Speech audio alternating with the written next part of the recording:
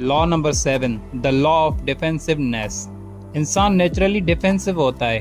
अगर तुम उसे फोर्स करो, क्रिटिसाइज करो या अपना आइडिया डायरेक्टली इम्पोज करो तो वो तुरंत अपने डिफेंसेस एक्टिव कर लेता है। मतलब हर इंसान अपने ईगो और बिलीव्स को प्रोटेक्ट करता है। अगर तुम डायरेक्टली उनके अगेंस्ट जाओगे तो वो रेजिस्ट करेगा, चाहे तुम्हारी बात सही क्यों ना हो। अगर तुम इनडायरेक्टली एम्पैथी और सबलेटी के साथ अप्रोच करते हो तो वो खुद कन्विंस हो जाता है। रॉबर्ट ग्रीन कहता है कि ह्यूमन नेचर में एक सेल्फ प्रिजर्वेशन इंस्टिंक्ट होती है। लोग अपनी इमेज, रेस्पेक्ट और इंडिपेंडेंस के लिए फाइट करते हैं। जब तुम उन्हें डायरेक्टली चैलेंज करते हो तो वो तुम्हारी बात रिजेक्ट कर देते हैं, सिर्फ अपना ईगो प्रोटेक्ट करने के लिए। स्मार्ट लोग डायरेक्टली पुश नहीं करते, बल्कि एम्पैथी का यूज़ करते हैं, दूसरों की पर्सपेक्टिव को समझते हैं, इनडायरेक्ट और सटल इन्फ्लुएंस का यूज़ करते हैं। Real life examples. Example number 1, Abraham Lincoln. Lincoln जब भी अपने अपोनेंट्स को कन्विंस करना चाहते थे, वो उन्हें डायरेक्टली तुम गलत हो नहीं कहते थे। इंस्टीड वो उनसे फ्रेंडली टोन में बात करते, उनके एंगल को एक्नॉलेज करते और फिर अपना पॉइंट इतने स्मूथ तरीके से रखते कि सामने वाला खुद कन्विंस हो जाता। Example number 2, everyday life relationships. अगर तुम अपने दोस्त या पार्टनर से डायरेक्टली कहो तुम हमेशा गलत हो, तुम्हारी अप्रोच ख़राब है, तो वो इंस्टेंटली डिफेंसिव हो जाएगा। लेकिन अगर तुम कहो मैं समझता हूँ तुम इस तरह फील करते हो, शायद एक और एंगल भी हो सकता है, तो उसका डिफेंसिव ब्रेक हो जाता है और वो सुनने को तैयार हो जाता है। Example number 3, business sales. एक सेल्समैन अगर डायरेक्टली बोले आपको ये प्रोडक्ट लेनी ही चाहिए वरना आप लॉस में रहोगे, तो कस्टमर डिफेंसिव हो जाएगा। लेकिन अगर वो बोले मुझे लगता है ये चीज़ आपकी डेली प्रॉब्लम सॉल्व कर सकती है, आप खुद डिसाइड कीजिए, तो कस्टमर को लगता है डिसीजन उसका अपना है, तो डील सक्सेसफुल हो जाती है।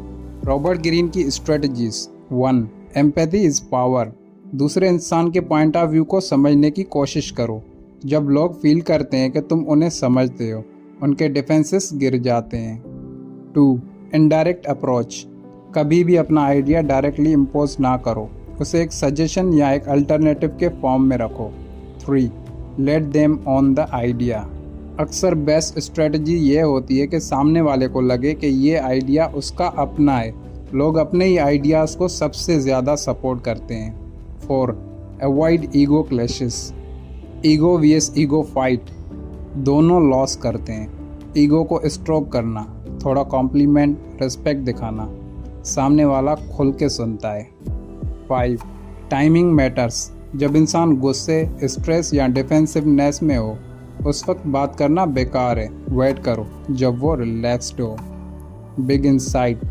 People resist control but they welcome guidance if it feels like their own choices. मतलब अगर तुम किसी को कंट्रोल करने की कोशिश करोगे तो वो रेजिस्ट करेगा, लेकिन अगर तुम उसे चॉइस का इल्यूजन दोगे वो तुम्हारी ही डायरेक्शन फॉलो करेगा। Key lessons from the 7th law. Lesson, direct force is equal to resistance. ज़्यादा पुश करना इंसान को डिफेंसिव बनाता है।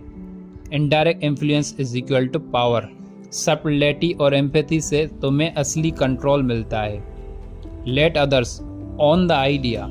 लोग अपने ही आइडियाज़ को सबसे ज़्यादा फॉलो करते हैं। ईगो को समझो, तोड़ो मत।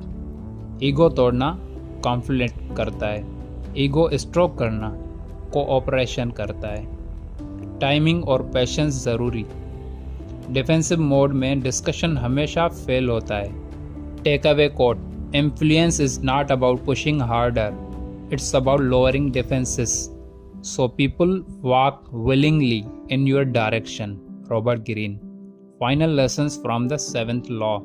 1, हर इंसान के अंदर एक इनविजिबल वॉल होती है जिसे तुम्हें तोड़ना नहीं, बाईपास करना सीखना है।